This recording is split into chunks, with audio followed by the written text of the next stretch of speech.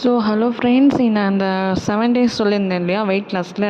மண்டேக்கு plan சொல்லியாச்சு. அடுத்தது Tuesday வந்து மார்னிங் வந்து 7 o'clock வந்துட்டு 2 ஸ்பூன்ஸ் ஆஃப் ரோஸ்டர் ஃப்ளாக்ஸ் சீடும், அதுக்கப்புறம் 200 ml ஹாட் வாட்டரை மிக்ஸ் பண்ணி அந்த ஜூஸு, அது ஒரு கொஞ்சம் கஷாயம் மாதிரி. அப்புறம் 9 o'clock வந்துட்டு ஒரே ஒரு ஃப்ரூட்டு ஆரஞ்சு, அப்புறம் ஏதாவது ஒரு மில்லட்டு, அதாவது தானிய வகை சொல்கிறாங்க இல்லையா, அதில் வந்து பிரேக்ஃபாஸ்ட் ஏதாவது சாப்பிட்ருக்கணும். 11 மணிக்கு பீட்ரூட் ஜூஸ் இல்லைனா குக்கும்பர் ஜூஸு.